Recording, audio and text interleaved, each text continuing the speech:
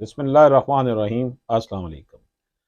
नाज़रीन इकराम, अपने वालिदैन के कत्ल के नाकर्दा जुर्म में 17 साल कैद काटने वाला नौजवान जब जेल से निकला तो वो वकील बन चुका था।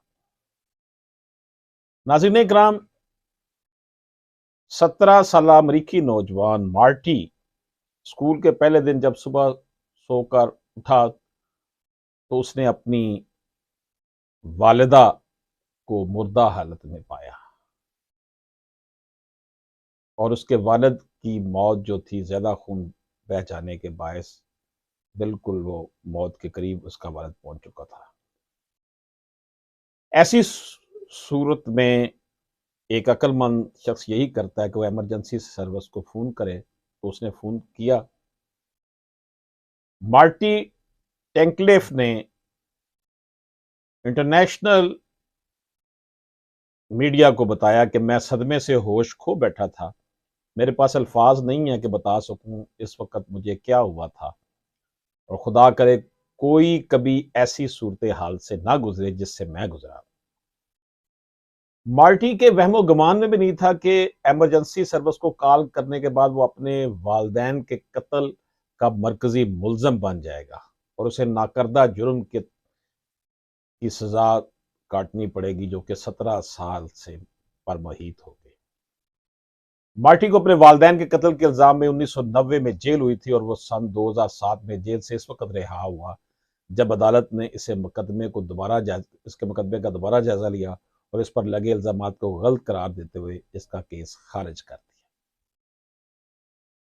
मार्टी टेक्निफ ने रिहाई और जिंदगी का दोबारा आगाज करने से मुतल्लिक अपनी जो कहानी बयान की, मीडिया में जो रिपोर्ट हुई है, बीबीसी में भी रिपोर्ट हुई है, उर्दू की बहुत सी वेबसाइट्स पर ये स्टोरी हमें मिलती है।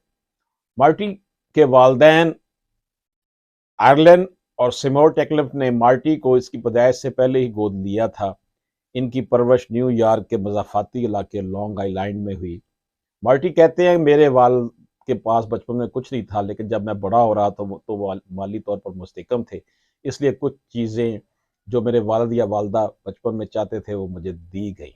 ताहम मार्टी आज तक ये नहीं समझ पाया कि सितंबर की इस खौफनाक सुबह जब उसके वालिद शदीद जख्मी हालत में पाए गए थे तो पुलिस इसे अस्पताल ले जाने या घर पर रखने की बजाय इसे वहशियाना तफ्तीश के लिए क्यों ले गई थी, और जिसका कोई रिकॉर्ड मौजूद नहीं है। मार्टी कहते हैं कि मुझे इस वक्त महसूस हुआ कि शायद वो मुझे इस वाक़े से मुतासरा शख्स के तौर पर देख रहे हैं, लेकिन बाद अज़ां मुझे पता चला कि वो तो मुझे इस वाक़े में एक मुल्ज़म समझ रहे थे। मार्टी ने याद करते हुए बताया कि पुलिस की पूछगछ तवक्को के मुताबिक शुरू हुई थी। अफसरान की जानब से ऐसे सवालात पूछे गए जिनके ज़रिए नौजवान के इसके वालदैन के साथ ताल्लुकात की तफसीलात हासिल करने की कोशिश की गई, या ये पता चलाने की कि कोई मुमकिन मुल्ज़म हो सकता है। मार्टी अपने वालिद के कारोबार में इनके साथी जेरी स्टूरमैन का नाम लेता था, क्योंकि वो समझता था कि वो शख्स जुर्म के पीछे हो सकता है। दिसंबर 1988 के एक मुकदमे में सेम्यूर टेक्लिफ के वकला ने दावा किया था कि स्टूरमैन मार्टी के वालिद के तकरीबन जो है वो $9 लाख का के मकरूज थे। नाज़रीन इकराम, ये जिस दिन वक़ुआ हुआ, स्टूरमैन अपने घर में वालदैन और दीगर मेहमानों के हमरा अलल सुबह तक पोकर खेल रहे थे, लेकिन यहाँ एक अहम मोड़ था। वो कहते हैं कि सवालात को तहकीकात का हिस्सा नहीं बनाया गया था और इल्ज़ाम तराशी से काम लिया गया था। टेक्निक केस में मरकजी तफ्तीशकार जासूस जेम्स मैकक्रेडी थे, जो सन 2015 में फौत हुए, जिन्होंने मुतअद्दिद मौक़ों पर प्रेस से इस केस से मुतल्लिक बात की थी। अमेरिकन नेटवर्क्स सीबीएस को एक इंटरव्यू में मैकक्रेडी ने तफ्तीश के दौरान इस्तेमाल किए गए हरबों में से एक के मुतल्लिक बात की थी। उन्होंने कहा था कि तफ्तीश के दौरान एक मौका पर मैंने टेलीफोन से करीबी दूसरे टेलीफोन एक्सटेंशन पर कॉल की और खुद ही इसे उठाए चला गया, यूं जाहिर किया कि मैं एक दूसरे जासूस से बात कर रहा हूं। मैकक्रेडी ने सीबीएस को बताया था कि इस झूठी कॉल को बंद करने के बाद वो तफ्तीश वाले कैमरे में गए और मार्टी से झूठ बोला कि इसके वालिद को एड्रेनलिन से होश में लाया गया था और इसने अपने बेटे पर फायरिंग करने का इल्जाम लगाया था। मार्टी इन झूठों को याद करते हुए जो इनसे बोले गए, कहते हैं कि अमेरिका में तफ्तीशकारों को मुल्ज़मान से झूठ बोलने की इजाज़त है और उन्होंने भी इसके साथ ऐसा ही किया।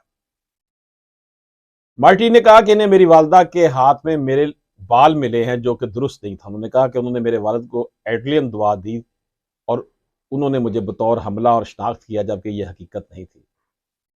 नाज़रीन इकराम, मार्टी ने बताया कि इनके मुकदमे में तफ्तीशकारों की हिकमत अमली ये थी कि वो इसे टूटने पर मजबूर कर दे और वो वही बयान दे जो तफ्तीशकार इससे कहलवाना चाहते थे।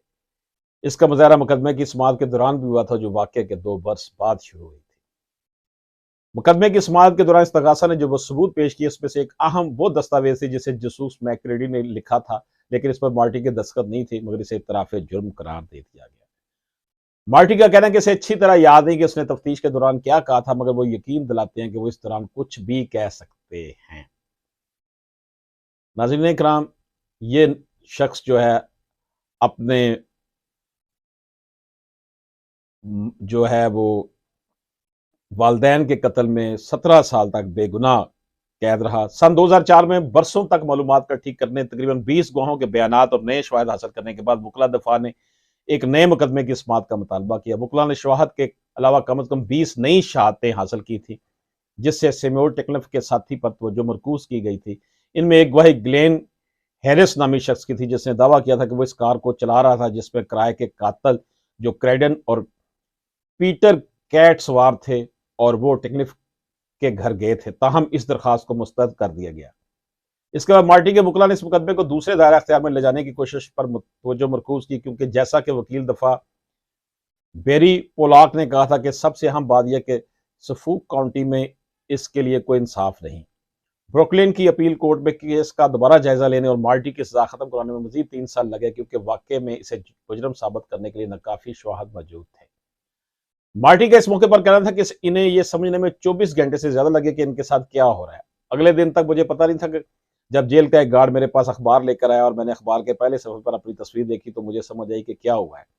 ये वो चीज़ थी जिसकी मैं बहुत अरसे से कोशिश कर रहा था, और इसका मुझे उस वक्त पता चला जब मैंने इसे अखबार में देखा। जब तक मार्टी को रिहाई मिली तब तक इसकी आधी जिंदगी आज़ादी में, जबकि आधी जेल की सलाखों के पीछे गुजर चुकी थी। इसलिए वो कहते हैं कि रिहाई हासिल करने के बाद उन्होंने जो पहला कदम उठाया वो बहुत अहम था। जब हम जेल छोड़ रहे थे तो मैंने अपने साथ चलने वाले से कहा कि आहिस्ता चलो, और जब उन्होंने मुझसे पूछा क्यों, तो मैंने उनसे कहा था कि ये मेरी आज़ादी की जानब पहला कदम है और मैं इन्हें आहिस्ता आहिस्ता उठाना चाहता हूँ। सन 1990 से 2007 के दरमियान दुनिया मुकम्मल बदल चुकी थी। इनके साथ के लोगों की जिंदगियां भी तब्दील हो चुकी थी। मार्टी ने 35 बरस की उम्र में अपने कानून की तालीम शुरू की और टेक्नोलॉजी से भरी दुनिया को अपनाया। नाज़रीन इकराम, ये स्टोरी थी एक ऐसे नौजवान की जिसको अमेरिका जैसे जो डेवलप कंट्री है, जहां पर कहा जाता है जी बड़ा इंसाफ है, वहां पर इसको नाकर्दा गुनाह की सजा मिली। आज की हम क्राइम स्टोरी में जो चीजें हमने आपकी खिदमत में पेश की हैं, आप इनको इंटरनेशनल वेबसाइट्स पर भी देख सकते हैं। अशरफ आसमी एडवोकेट को इजाजत दीजिए। अल्लाह हाफिज।